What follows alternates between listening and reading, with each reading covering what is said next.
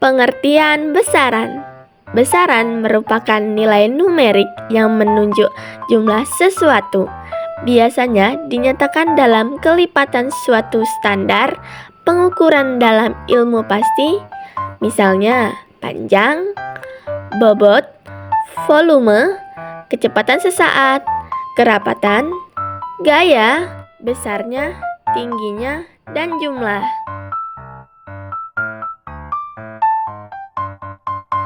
Besaran dibagi menjadi dua, yaitu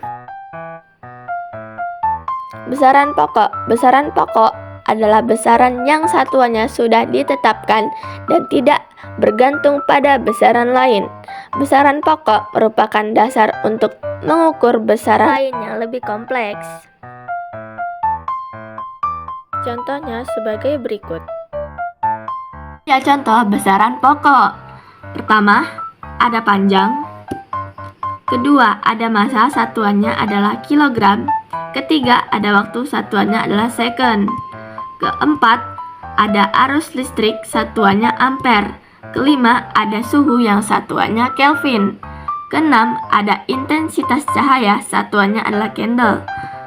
Ketujuh, ada jumlah zat atau sama dengan mol. Semuanya lanjut ke besaran turunan.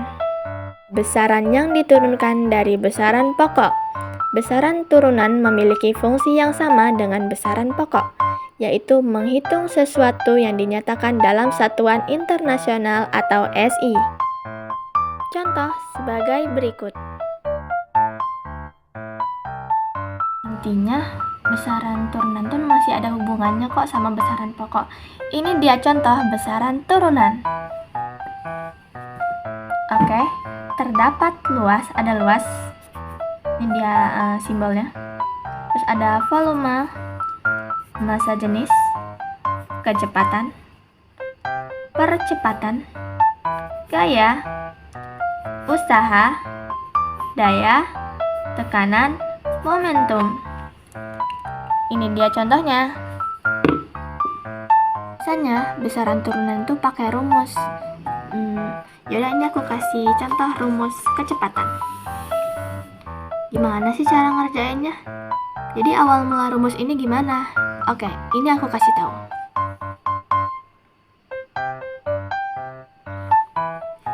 Jadi V-nya ini masuk ke dalam volume.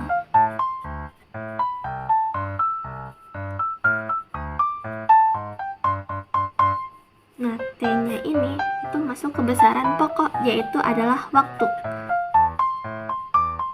atau second. Nah, kalau yang ini masuknya itu ke meter atau panjang bisa juga. Oke, kalian udah paham belum sampai sini? Jadi besaran turunan itu turunan dari besaran lainnya atau besaran pokok bisa juga. Oke, kita bahas ya. Anak itu kan berjalan itu ke 100 meter. Waktunya itu dalam 50 detik. Oke, kita pakai rumus yang tadi ya. Jadi rumusannya begini. V sama dengan delta per T. Nah, gampang aja guys. Tinggal V sama dengan 100 meter. 100 meter kita bagi dengan 50 detik. Jadi berapa? 100 dibagi 50 kan sama dengan 2. Jadi jawabannya adalah 2 meter per second. Oke? Kalian bisa nggak ngerjain soal ini? Tinggal diganti angkanya. Caranya sama seperti tadi. Oke, selamat mencoba. Hari ini kita bakal lanjut materi kesatuan. Satuan dalam fisika adalah standar yang digunakan untuk mengukur besaran fisika. Satuan berfungsi untuk membandingkan ukuran besaran dan menyampaikan hasil pengukuran kepada orang lain. dibagi menjadi dua. Pertama, ada satuan baku dan satuan tidak baku. Oke, kita bahas bersama. Ada satuan baku. Satuan baku adalah pembanding yang bersifat tetap, tidak berubah-ubah, dan dapat digunakan secara umum di mana saja. Contohnya, meter, kilogram, dan lain-lain. Contoh satuan baku. Misalnya, kita mau mengukur buku kita menggunakan penggaris. Jadi penggaris itu nominalnya tetap ya guys. Nih, kita menggunakan sentimeter. Jadi dari hasil pengukuran tadi kita mendapatkan sekitar hampir 26 cm. Contoh lainnya adalah kita bisa mengukur si spidol ini.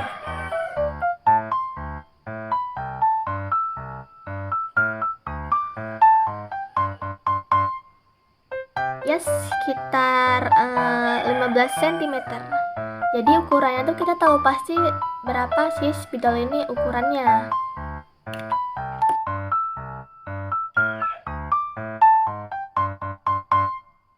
Selanjutnya kita bahas satuan tidak baku. Satuan tidak baku merupakan satuan yang jika digunakan oleh orang yang berbeda dapat menghasilkan pengukuran yang berbeda. Contohnya, pengukuran panjang buku menggunakan jengkal tangan. Misalnya, kita akan menggunakan jengkal. Kita misalkan buku lagi ya guys. Misalnya kita mengukur buku tapi menggunakan jengkal tangan. Jadi ukurannya tuh pasti berbeda dari tiap orang tangannya. Tangan saya dengan tangan orang lain pasti berbeda.